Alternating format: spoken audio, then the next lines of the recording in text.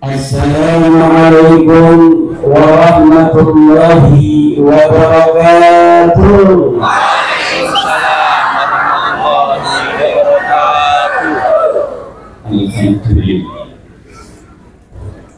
Alhamdulillah.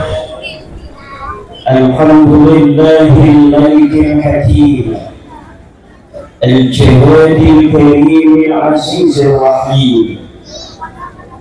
فالطريق إليه واضح للقاصدين والدليل عليه بائع للناظرين. والصلاة والسلام على سيدنا محمد وعلى آله وأصحابه الطيبين الطاهرين. يا حي يا قيوم Ya Hannan ya Mannan, Ya Dayyan ya Sultan, Ya Dzal Jalali wal Ikram. Amma ba'du fa ya ashabal fadail, para alim, para ulama, para kiai, para asatidzah, para kesepuhan,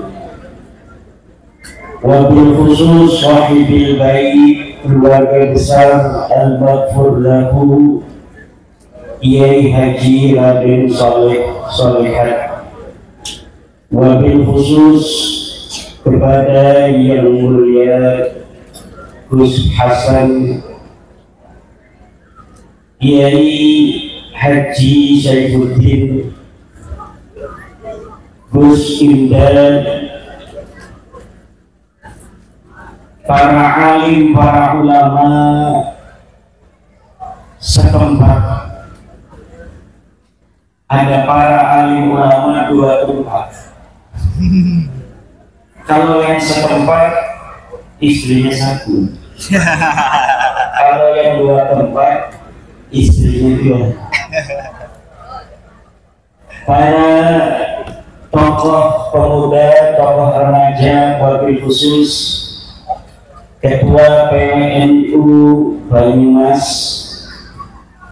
Ketua PWI Banyumas Bapak Agus Mariono, Ketua Laskar Sabilillah, Panglima Laskar Sabilillah Banyumas,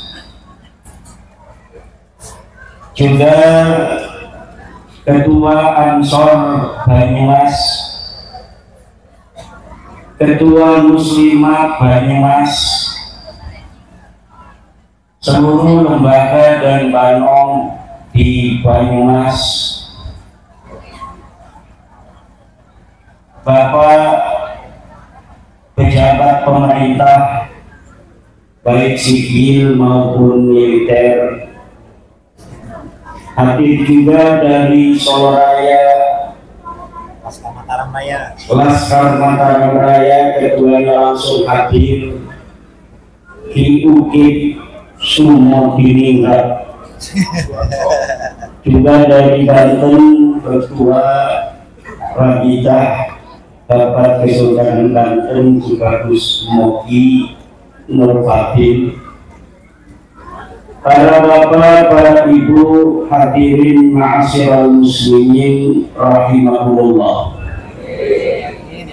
Semoga yang hadir mendapat keberkahan, dipanjangkan umurnya, disehatkan badannya, dibanyakin duitnya, anak-anaknya soleh-solehah, soleh-solehat kayak almarhum. Semoga kita semua yang hadir dihitung malam hari ini sebagai amal soleh, idkhalus surur, memberikan kebahagiaan pada keluarga besar almarhum Kiai Haji Raden Saleh Solehat dan keluarga besar, Selain itu mudah-mudahan kita semua kesawaban daripada keberkahan beliau ketika hidup, amal soleh dan doa-doa baik beliau untuk umat Islam. Mudah-mudahan kita termasuk di dalam doa-doa beliau. Malam hari ini adalah malam kita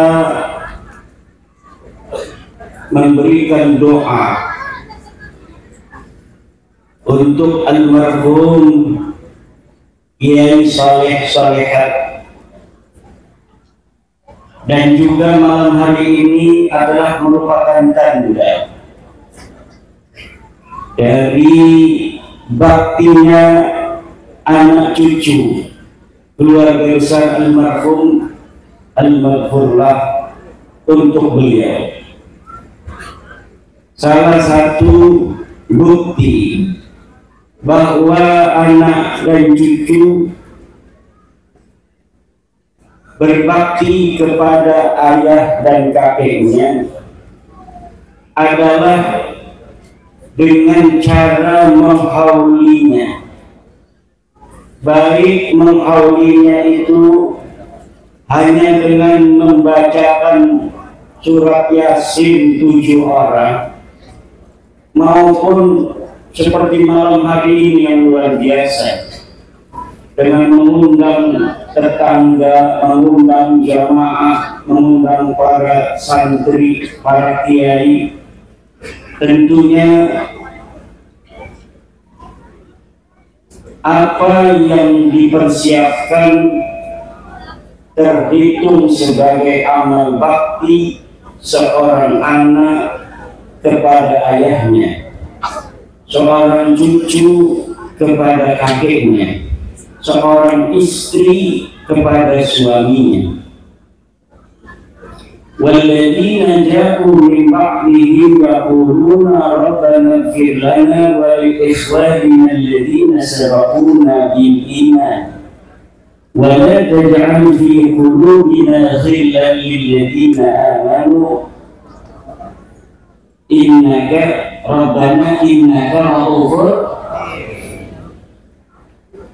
Dan orang-orang yang datang setelah mereka, yaitu anak, santri, dan semua orang yang mengikuti orang-orang yang beriman di dalam imannya, mereka berkata, ya Allah, ampunilah kami dan ampunilah orang-orang yang telah mendahului kami dalam keimanan. وَلَا تَجْعَلْ فِي قُلُوبِنَا غِلًّا لِلَّذِينَ آمَنُوا. Dan jangan jadikan di dalam hati kami ghillan, unak-unak, lilladzina amanu, bagi orang-orang yang beriman. Kata Syekh Nawawi Tanara ketika menafsiri ayat وَلَا تَجْعَلْ فِي قُلُوبِنَا غِلًّا, فَيَنْبَغِي لِلْمُؤْمِنِ أَنْ يَذْكُرَ السَّابِقِينَ بِالدُّعَاءِ وَالرَّحْمَةِ فَمَنْ لَمْ يَكُنْ كَذَلِكَ كَانَ خَارِجًا عَنْ جُمْلَةِ الْمُؤْمِنِينَ. Kata Syekh Nawawi Tanara dalam tafsir Munirnya, sebanyumasnya, yang bagi sebanyumasnya. Kalau orang Jogja Jogjanya, kalau orang Banyumas sebanyumasnya. Lil mu'mini, bagi orang-orang yang beriman, ayat kuras sabiqin, untuk menyebut orang-orang yang telah lalu, bidu'ai warahmah, dengan doa dan kasih sayang. Faman lam yakun kadzalik, maka siapa orang yang tidak seperti itu, tidak menyebut orang-orang yang telah tiada dengan doa dan kasih sayang, bi anzakarahum bisu'in, seperti dia menyebut orang-orang yang telah lalu dengan kejelekan-kejelekannya, kana kharijan min jumlatil mu'minin, maka dia keluar daripada rombongan orang-orang beriman. Selain untuk menyebut orang-orang yang telah berlalu dari keluarga kita, yang telah tiada, hal juga adalah sebagai instrumen bagaimana kita bisa mentauladani kebaikan-kebaikan perjuangan yang pernah dilakukan oleh orang tua kita, oleh guru kita, kemudian kita mengikuti jalan-jalan mereka. Dan juga acara haul seperti ini adalah upaya kita tetap melestarikan nama beliau, mencatat sejarahnya dalam memori, mencatat sejarahnya dalam ingatan. Alangkah lebih baiknya sejarah itu juga dicatat di dalam catatan. Untuk apa? Agar suatu masa, suatu ketika sejarah ini tidak hilang dari ingatan. Ada catatan sezaman bagaimana sepak terjang dari almarhum, siapa istrinya, anaknya berapa. Kalau diketahui silsilahnya kemana, biar apa? Biar suatu saat, suatu masa tidak ada orang yang membelokkan silsilahnya. Gimana? Zaman sekarang banyak makam-makam yang silsilahnya belok. Betul? Banyak sejarah-sejarah yang tidak berjalan seperti apa adanya. Ada upaya-upaya perebutan peran-peran kesejarahan. Orang di masa lalu berjuang untuk negara dan bangsa. Leluhur orang Banyumas terkenal sebagai pasukan-pasukan Dipanegara.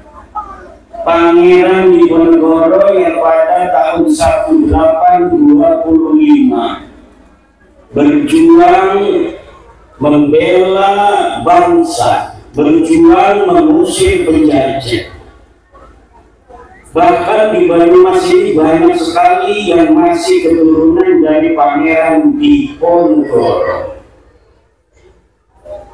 Bagaimana beliau mau keluar dari istana Ngayogyakarta Hadiningrat, memilih berjuang di tengah-tengah hutan, menyepi di Gua Selarong, menyusun taktik mengusir Belanda, menyusun taktik mengusir penjajah. Kemudian banyak dari para pengikut-pengikut, pendamping-pendamping Pangeran Diponegoro yang berjuang, yang mereka dicatat, namun juga banyak dari mereka yang tidak dicatat. Lalu tiba-tiba dari para tokoh-tokoh yang tidak dicatat, yang makamnya jelas berkeramat karena gurunya adalah pendamping Pangeran Diponegoro, akhirnya namanya hari ini tiba-tiba bukan lagi seperti mana yang dikenal masyarakat, yang biasanya dikenal Mbah Jati, sekarang jadi banyak pindah jadi pindah ya. Makam-makam di daerah-daerah, di Semarang ada makam seorang pahlawan yang diatribusikan sebagai pahlawan dari Yogyakarta Hadiningrat. Namanya nama pejuang, makamnya ada di Pleret, Yogyakarta. Namanya KRT Sumodiningrat. Tapi hari ini makamnya bisa pindah sendiri ke Semarang. Bu,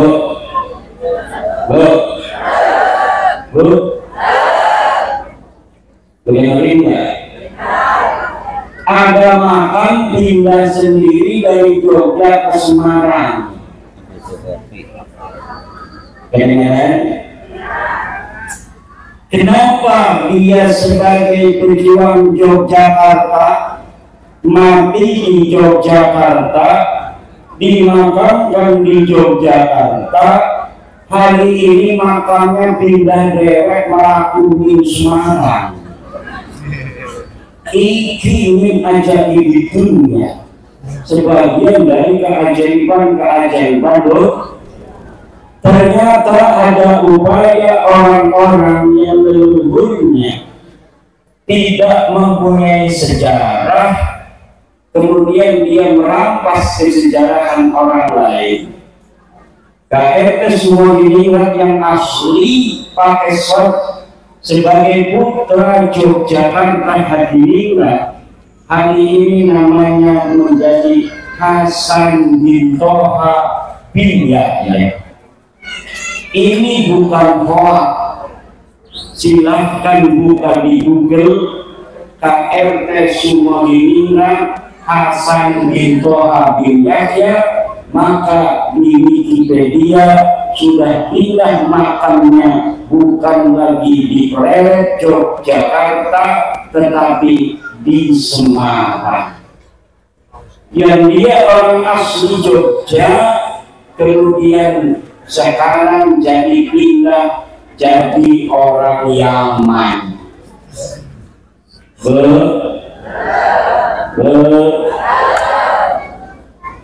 Nanti Kiai Raden Soleh-Solehan, kalau hari ini anak cucunya gak mau ngafalin, gak mau ditulis juga sejarahnya, silsilahnya ke atas sampai Wali Songo, Sunan Prapen, Sunan Giri, itu nanti bisa jadi pindahnya juga. Apalagi kalau anaknya sudah jadi Wahabi gak mau ziarah, anaknya sudah gak mau ziarah, kuburan orang tuanya, kuburan kakeknya gak pernah ditongok-tongok, itu akhirnya bisa ada yang mengklaim karena orang soleh, kata sebagian ulama di makamnya itu akan ada malaikat-malaikat yang mengamini doa-doa orang yang mendoakan daripada orang soleh yang ada di dalam kuburan itu. Setelah dia mendoakan si sahibul qabri, kemudian dia mendoakan dirinya kepada Allah, maka doanya akan diterima dan dikabulkan oleh Allah Subhanahu wa Ta'ala. Orang NU suka ziarah, betul? Orang NU suka, cuma suka ziarahnya ya ziarah saja. Ya kita ziarah sama santri ke Sunan Kalijogo, ya ziarah, hadarat, baca Fatihah, baca Alif Lam Mim, baca ayat kursi, berdoa, pulang, betul? Makamnya para wali tidak pernah dijadikan pusat kegiatan. Berbeda zaman sekarang, orang-orang Yaman yang ada di Indonesia dari marga Baklawi, kita lihat kalau mahal itu makamnya dihias-hias begitu cantik, nisannya itu nggak kelihatan karena dihias oleh kembang-kembang, kuburannya dihias kembang-kembang. Kemudian jadi pusat kegiatan haul. Lah orang NU kalau haul ya di rumah, di pondoknya, bukan di makannya dong.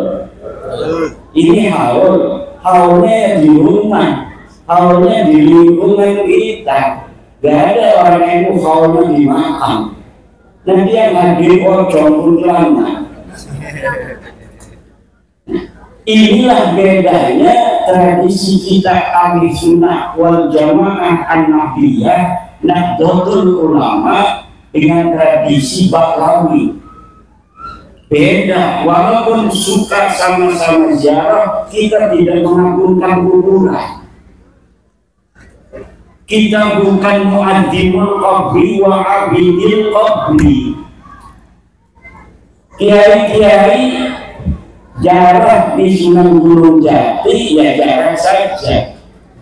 Gak ada bicara nyium-nyium buat tulisan kayak nyium istrinya. Gak ada, betul ya. Dan ini yang harus dijaga. Kenapa? Walau kita ini adalah orang yang suka ziarah, tapi kita bukan orang yang mengagungkan kuburan. Yang diagungkan oleh kita adalah Allah Subhanahu wa Ta'ala. Jangan sampai kuburan menjadi pusat kegiatan, karena lama-lama kita akan nampak seperti orang yang menyembah kuburan. Kita mendoakan orang-orang yang sudah tiada dari keluarga kita. Kita mendoakan orang-orang yang berjasa pada masa lalu dalam menyebarkan agama Islam.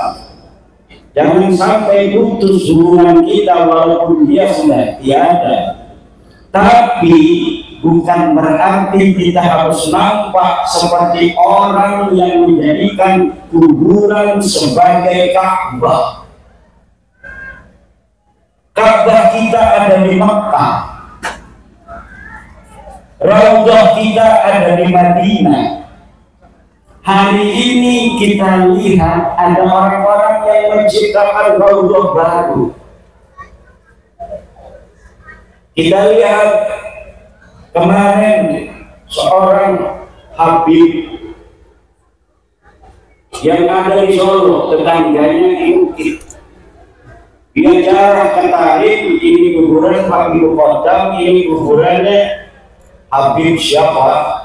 Itu katanya antara kuburan ini dan kuburan itu Raudhatun min Riyadil Jannah. Itu tasyabuh dengan ucapan Rasul, antara mimbarku dengan makamku adalah Raudhatun min Riyadil. Raudhah itu hanya ada di Masjid Nabawi, jangan bikin-bikin Raudhah. Seperti mau mindahin, mau nalahin Raudhahnya Nabi Muhammad dengan Raudhah palsu, Raudhah jadi-jadian. Ini saudara-saudara yang sedang terjadi. Seakan-akan kita mau diarahkan berpaling dari Makkah menuju tempat lain, dari Madinah menuju tempat lain. Kuburan Nabi Hud yang ada di Hadramaut ditolapin kayak nolapin Ka'bah. Itu berarti mindah-mindahin keramatnya Mekah, syarofnya Mekah. Katanya ada Raudhah antara kuburan dan kuburan ditarik. Ini mau memindahkan syaraful Madinah.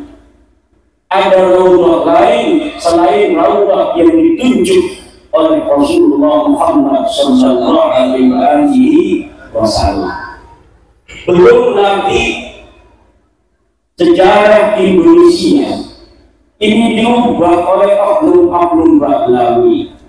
Katanya Presiden Soekarno sebelum mengumumkan, memproklamasikan daripada proklamasi kemerdekaan Indonesia, beliau malamnya itu sowan minta restu kepada seorang kafir. Ditolak oleh pakar sejarah Profesor Anton Ponggok bahwa yang seperti itu tidak ada. Kemudian sejarah NU, Nahdlatul Ulama, organisasi kita, orang-orang santri, pengikut-pengikut kiai, organisasinya Nahdlatul Ulama dibentuk tanggal 31 Januari 1926. Itu sejarahnya ditulis, saksi hidupnya masih ada. Beliau sebelum meninggal membikin video Kiai Haji Raden As'ad Syamsul Narifin bahwa Kiai Khalil Bangkalan memberikan pesan kepada beliau Kiai As'ad untuk menyampaikan tasbih dan taubat kepada Hadratus Syekh Mbah Hasyim Asy'ari untuk mendirikan Nahdlatul Ulama. Kemudian Mbah Hasyim Asy'ari menyusun sirkel jaringan kiai-kiai pesantren di tanah Jawa. Kemudian berkumpullah ulama-ulama Surabaya di Surabaya, dan kemudian diadakan rapat pendirian Nahdlatul Ulama oleh kiai-kiai Surabaya dan Mbah Hasyim Asy'ari dan yang lainnya. Kemudian berdirilah Nahdlatul Ulama. Itu sejarah aslinya, dituturkan oleh orang yang menjadi saksi bagaimana kronologi daripada terbentuknya Nahdlatul Ulama. Tapi hari ini di sebuah buku disebutkan bahwa pendiri Nahdlatul Ulama selain ulama-ulama yang telah dikenal, ditambah oleh seorang kafir namanya Habib Hasyim bin Yahya. Dan ini PBNU kaget, kok bisa ada sejarah baru yang nama ini tidak ada di dalam kesejarahan NU di masa lalu.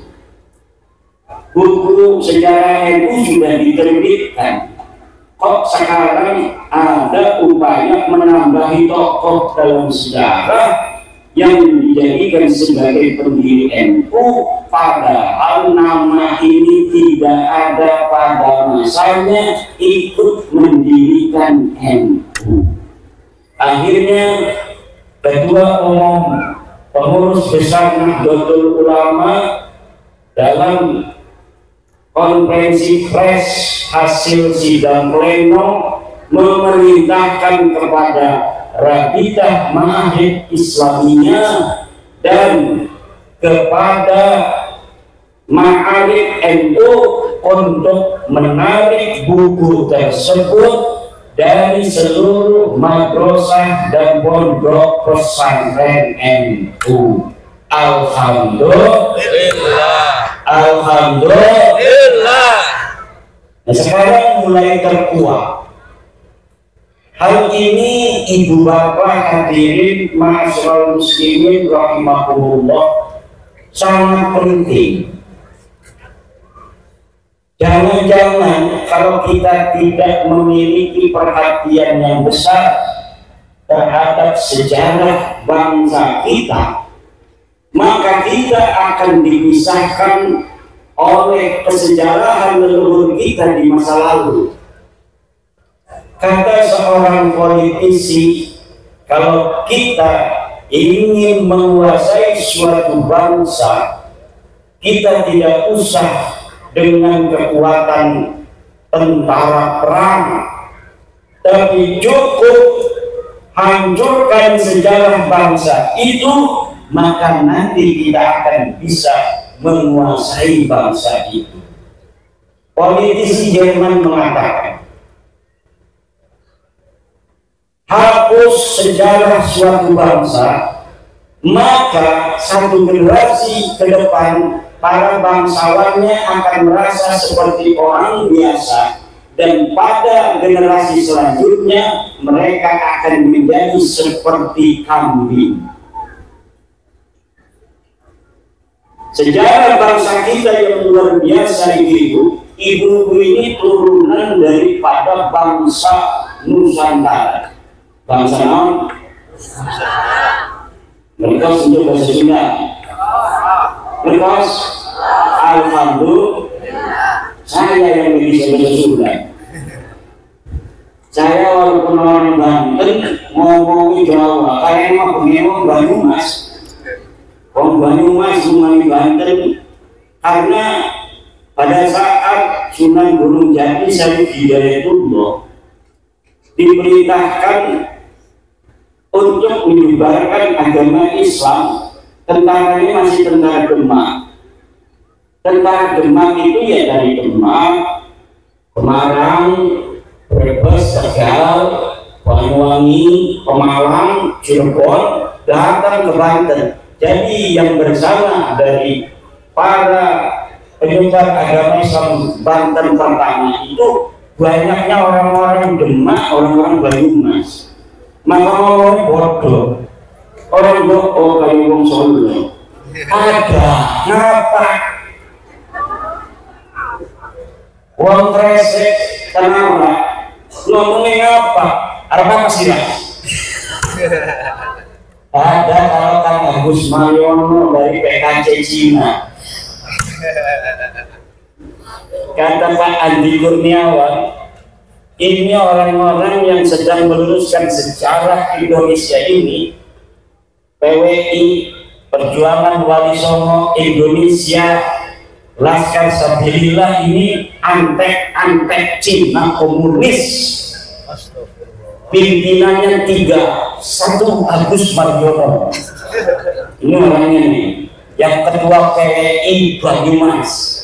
Itu disebutin oleh Andi Kurniawan, orang KPI. Kedua, Mogi itu bagus, Mogi Nurpadi. Ini yang kecil benar nih, kelihatan nih.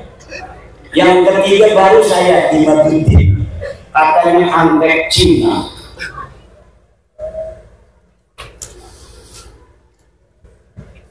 Orang-orang Cina, orang-orang Yaman, mereka masing-masing bikin sejarah, Bu. Atau orang Cina bikin manuskrip, Wali Songo asalnya dari Cina. Orang Yaman juga bikin kitab, katanya Wali Songo dari Yaman. Lah sebenarnya Wali Songo itu dari mana?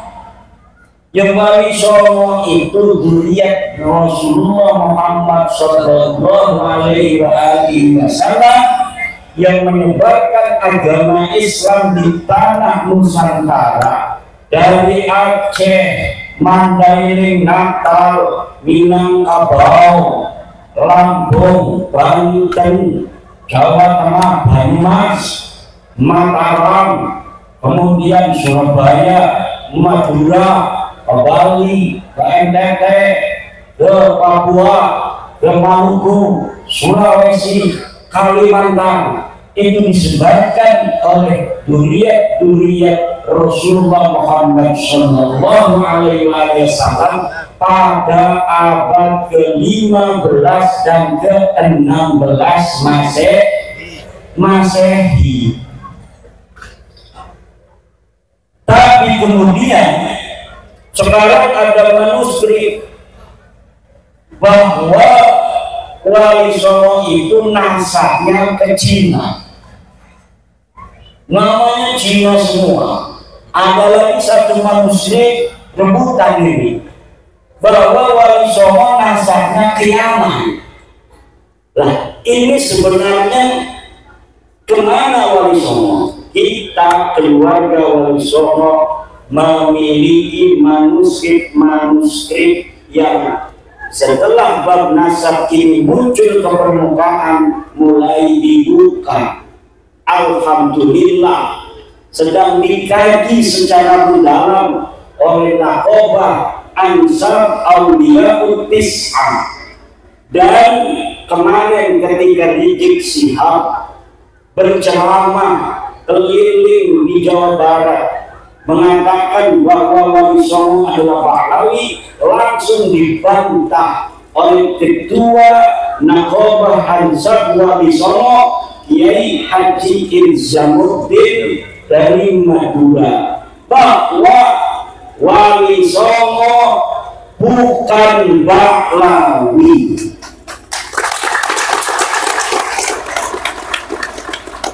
Pernyataan daripada Ketua Naqobah Ansar Auliyaul Tis'ah itu bisa ibu bapak dengarkan dan tonton di YouTube.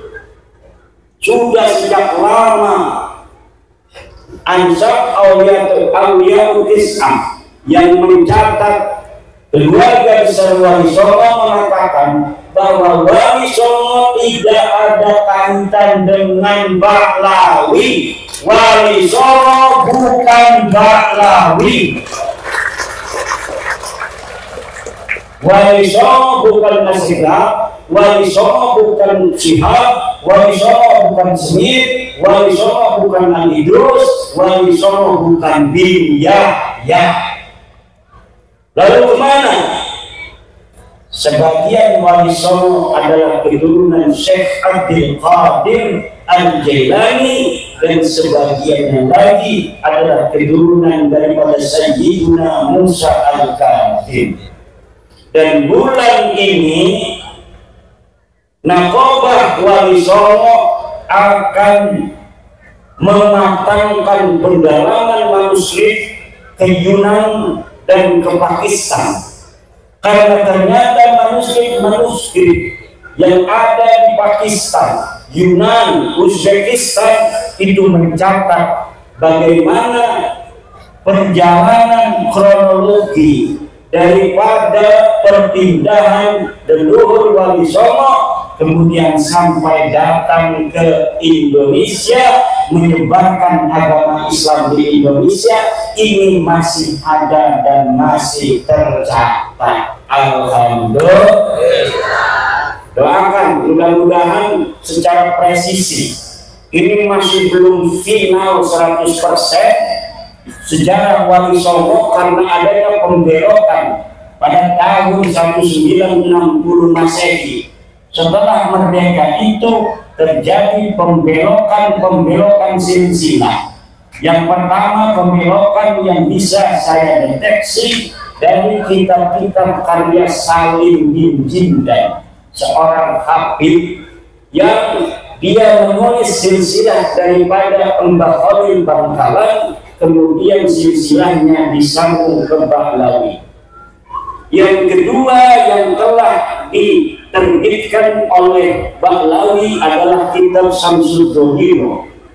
Kitab Syamsul Dhohiro karya Abdurrahman Al-Mashhur tahun 1984, baru puluhan tahun kemarin mencatat silsilah Wali Songo disambungkan kepada seseorang bernama Abdul Malik Azmatkan bin Alwi Amul Faqih bin Muhammad Sohib Mirbat Ba'alawi. Ternyata setelah saya mempelajari sosok-sosok ini yang disebutkan oleh Bahlawi untuk nama-nama yang disambungkan kepada Wali Songo, semuanya namanya fiktif. Namanya fiktif. Tidak ada orang bernama Abdul Malik Azmatkan. Tidak ada orang bernama Abdul Malik Azmatkan. Ketika Balawi setelah diteliti oleh saya, nasabnya tidak tersambung kepada Rasulullah Muhammad Sallallahu Alaihi Wasallam, mereka tidak mau putus sendirian. Mereka ingin Wali Songo juga bareng-bareng putus. Akhirnya dulu mereka mengatakan kayak Bahar Smith bahwa Wali Songo tidak punya keturunan. Sekarang mereka mengakui rame-rame Wali Songo punya keturunan. Dulu silsilah Wali Songo ke Nabi Muhammad suruh diturunkan yang dipasang oleh kiai-kiai itu bahwa Wali Songo tidak tersambung. Pakar nasab mereka masih ada di YouTube mengatakan bahwa Wali Songo tidak tersambung kepada Nabi Muhammad. Tapi sekarang mereka rame-rame ngomong sambung Wali Songo itu adalah keturunan dari Balawi.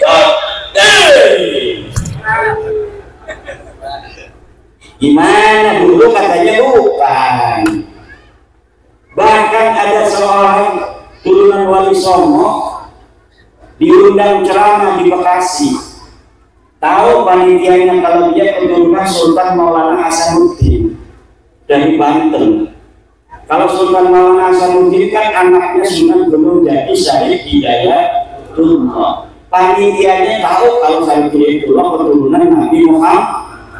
Yang dia tahu turunan Nabi Muhammad gelarnya Habib.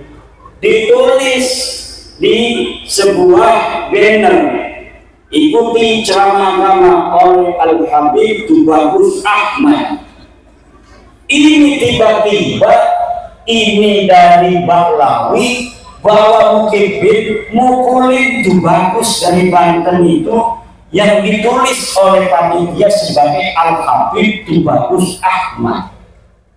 Marah kita, apa urusan lo? Itu katanya pakai nama-nama Al-Habib. Al-Habib itu turunan Nabi. Sedangkan keluarga Sultan Banten itu tidak terbukti sebagai keturunan Nabi. Dulu sekali. Sekarang mereka datang rame-rame mohon garah bahwa ribuan orang mohon maaf kepada Sultan. Tunduk-tunduk, nangis-nangis di makam Sultan Hasanuddin. Ya Sultan, ya Sultan. Dulu ledek-ledek, sekarang datang rame-rame nangis-nangis. Sebagai ketunjukan kepada Wali Songo, terutama Sultan Maulana Hasanuddin Banten bin Sunan Gunung Jati Syarif Hidayatullah. Tapi air mata buaya kita sudah tahu, kita sudah mengerti. Tetapi minimal dengan mereka ziarah itu menunjukkan bahwa mereka sudah tunduk kepada Wali Songo.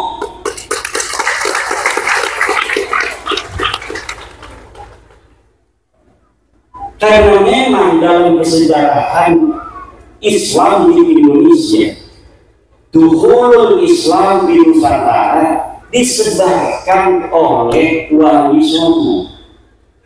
Syuhrah wal istifadah dari masa ke masa bahwa penyebaran agama Islam di Indonesia adalah Wali Songo. Wali Songo itu apakah hanya 9? Bukan. Wali Songo itu istilah untuk orang-orang yang setiap generasi menyebarkan agama Islam di Nusantara. Tetapi untuk di Jawa itu jumlahnya kebetulan 9. Jadi ketika kita mengatakan penyebar agama Islam di Indonesia adalah Wali Songo, itu maksudnya adalah wali-wali walaupun bukan 9 yang ada di Nusantara. Karena di Aceh sebelum Jawa sudah beragama Islam,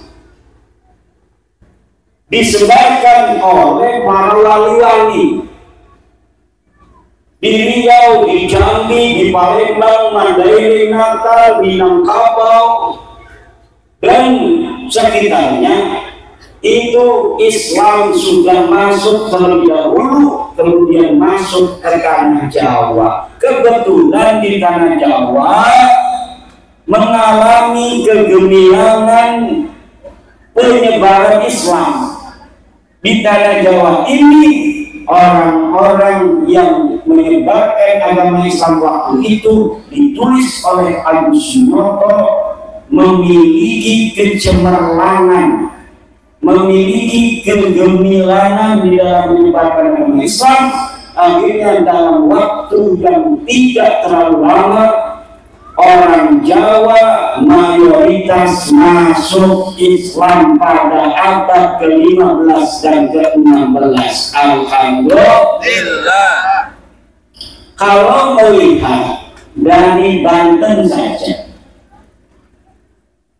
Banten secara gemilang masuk Islam keseluruhan itu kalah dengan orang Banyumas. Kenapa? Karena Banyumas lebih dekat dengan Demak. Sudah ada orang Islam di Banten, masih di daerah utara, daerah-daerah pantai yang memiliki interaksi dengan pedagang-pedagang Islam dari Arab, dari Pasai, dari Perak, Gujarat. Tetapi secara masif Islam berkembang adalah ketika Sunan Gunung Jati Syekh Hidayatullah menaklukkan daerah-daerah Jawa Barat bagian kulon dengan kemudian menikahi Nyai Kaum Anten. Syekh Hidayatullah istrinya itu namanya Nyai Kaum Anten, bukan Nyai Rara Santang. Betul? Betul. Udah salah pakai takbir lagi, malu-maluin. Nyai Rara Santang Sunan Gunung Jati punya istri Nyai Rara Santang, saudara. Salah pakai takbir, salah lagi. Itu mendegradasi takbir. Na'udzubillah. Lalu sejarah masuknya Islam di Indonesia apakah sekarang sudah benar? Lihat di kitab-kitab yang dikarang oleh Bahlawi. Ada beberapa kitab yang tidak beredar di kalangan umum, tidak beredar di kalangan pesantren, tapi bisa di-download di internet. Bahlawi mengarang, menulis sejarah masuknya Islam di Indonesia. Seperti Ali bin Bahir, Bahlawi mengarang sejarah masuknya Islam di Indonesia dalam bukunya Al-Madkhal fi Dukhulil Islam fi Syarqil Aqsa. Di dalamnya mereka mengatakan bahwa Islam masuk ke Indonesia oleh Bahlawi. Kitab yang kedua, Rihlatu Jawa Al-Jamilah, karangan Saleh Al-Hamid. Di dalam kitab itu pun dikatakan penyebar agama Islam dari Bahlawi Yaman.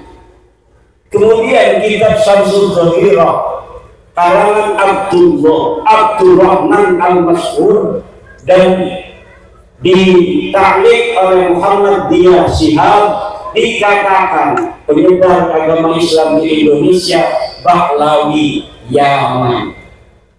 Kemudian Muhammad Hussein Muhammad Al-Kaf membuat buku sejarah masuknya Islam di Indonesia, Al-Islam di Indonesia Al-Mu'asirah, karya Husain Muhammad Al-Kahf juga di dalamnya menyebutkan penyebar agama di Islam di Indonesia adalah Pahlawi.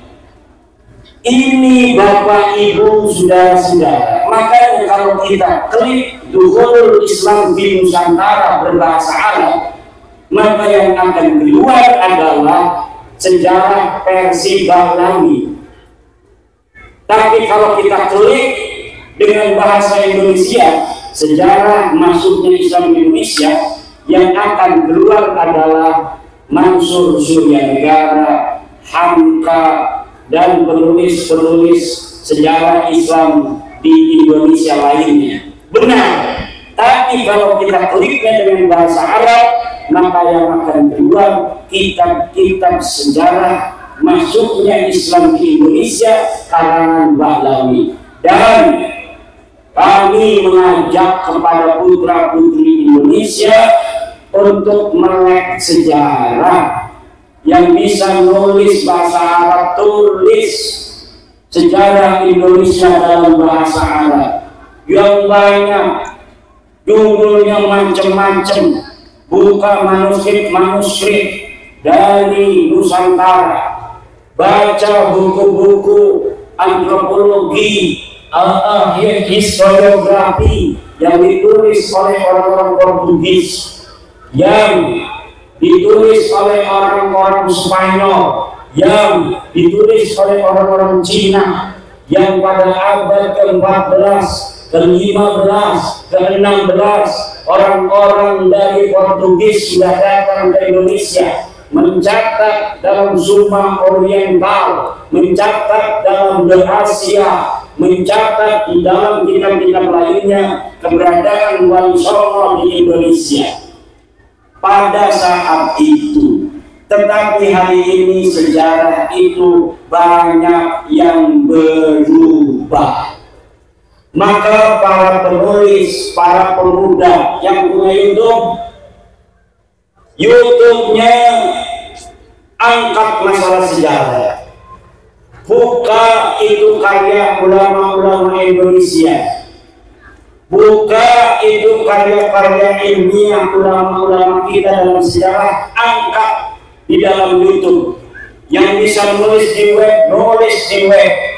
Yang bisa nulis buku, nulis buku. Yang bisa di Instagram, Instagram. Yang bisa di Facebook, Facebook. Kenapa? Untuk melawan narasi-narasi sejarah yang dibelokkan oleh oknum-oknum yang ingin menguasai kesejarahan Indonesia masa lalu, agar mereka yang ada hari ini bisa mendapatkan manfaat dari apa yang ditulis oleh sejarah mereka tentang leluhur mereka yang palsu. Leluhur mereka tidak punya andil apapun di dalam kesejarahan bagaimana menyebarkan Islam, tapi mereka ingin ditulis leluhurnya sebagai penyebar agama Islam.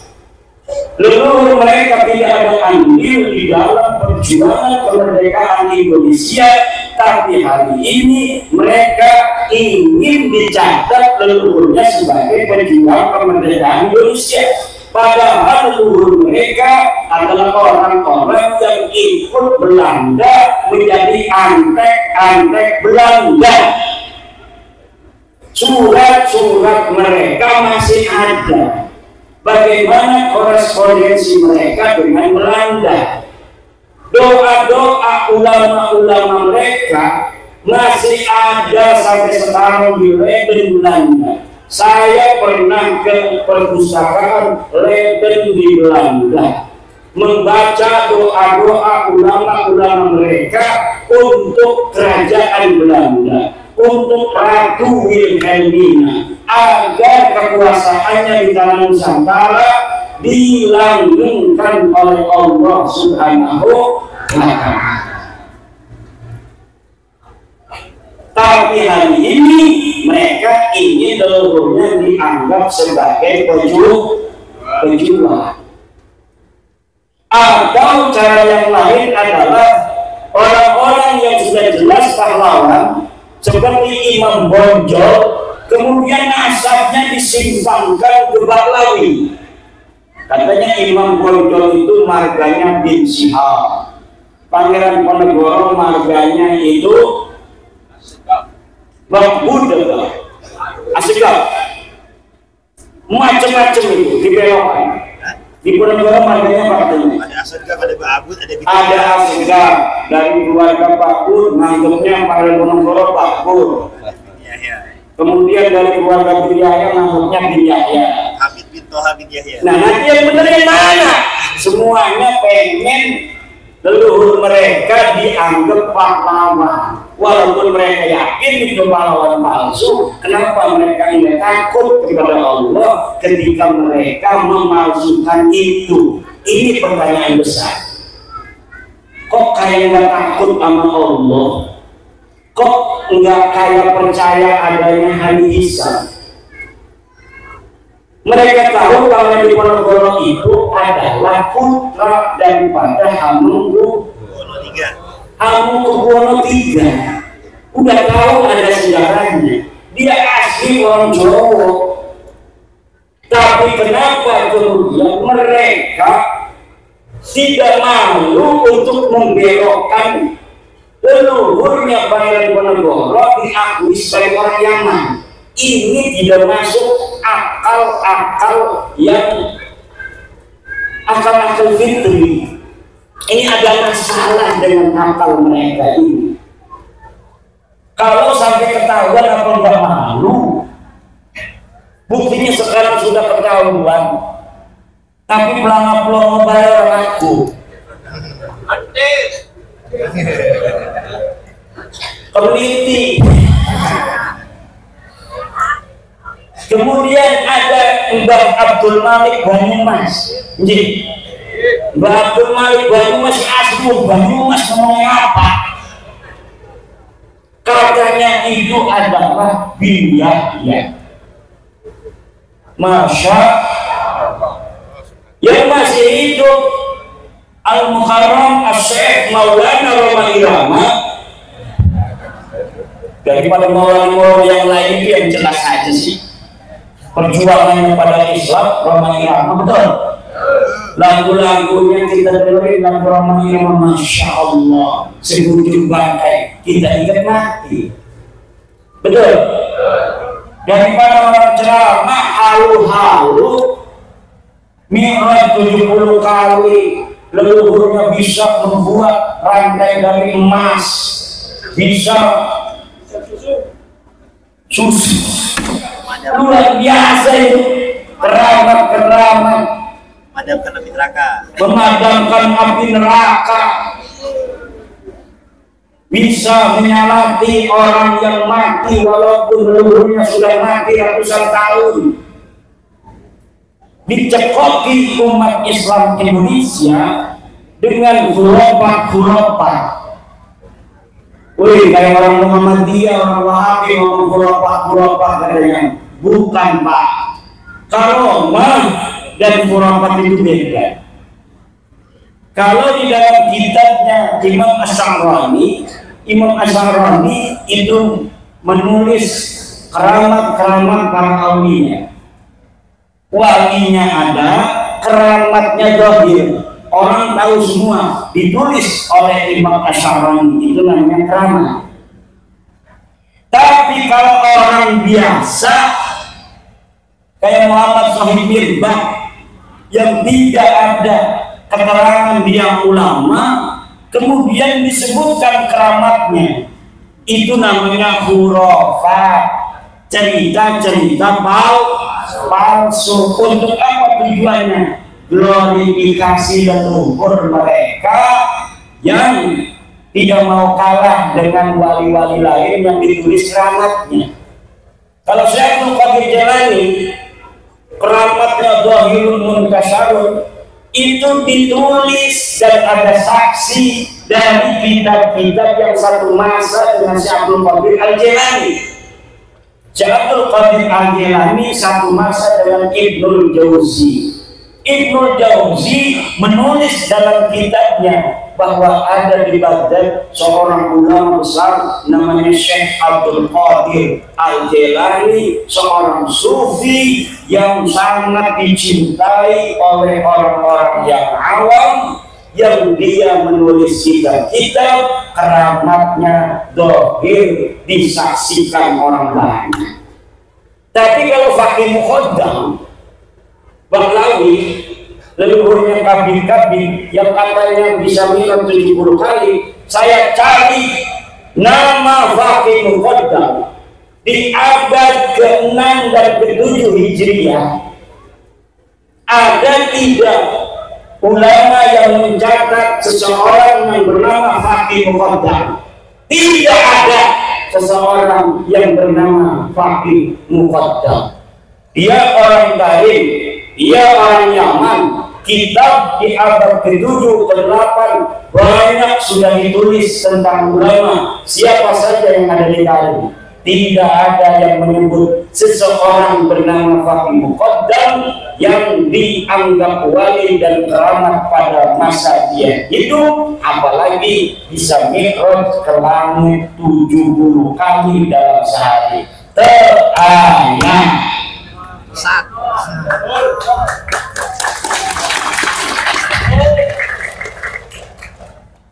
Mari kita jaga negara Republik Indonesia ini. Tugas besar bagi putra-putri Indonesia.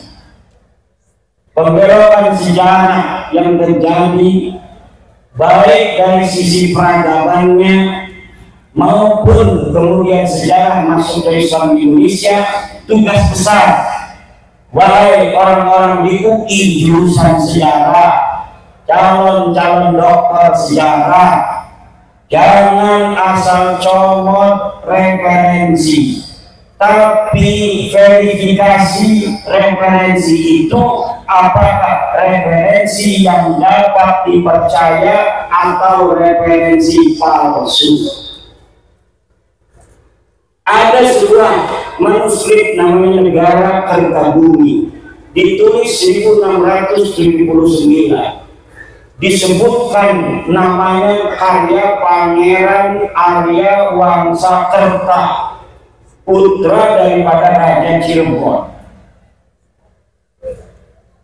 Ditulis sejarah tentang Indonesia, silsilah para raja-raja, silsilah Wali Songo, Kebak Lawi di situ.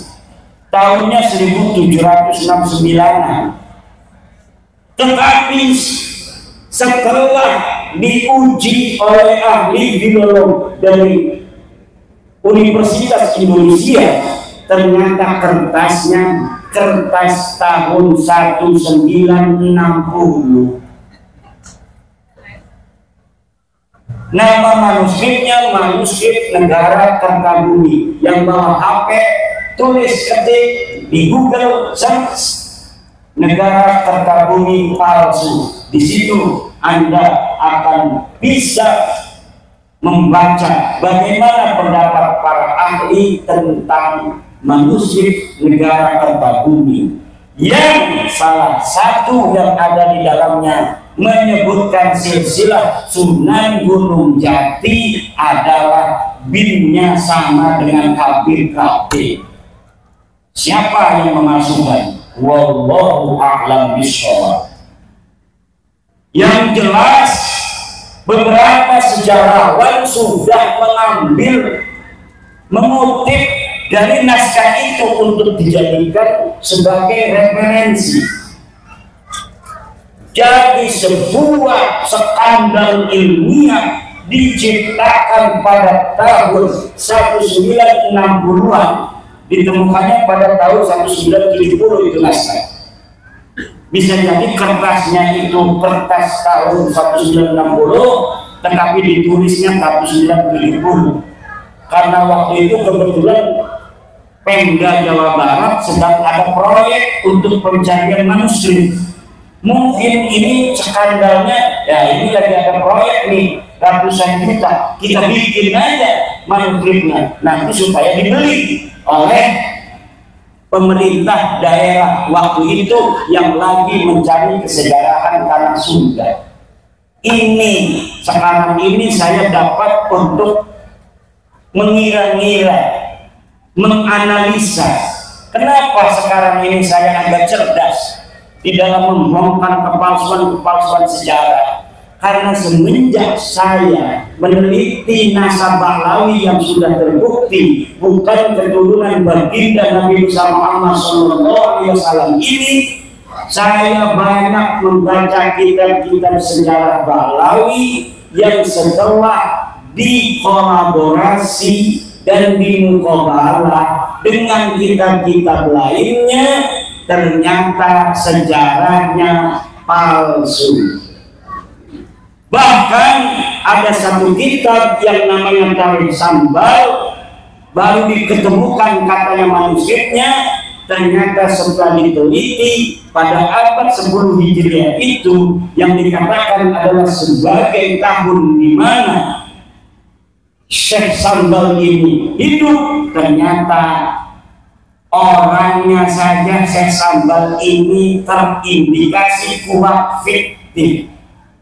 Dan kalau misalnya kitab Tarikh Sambal ini betul-betul dibuat dari manuskrip abad yang ke-10, mana sekarang manuskripnya? Katanya manuskripnya sudah hilang lagi.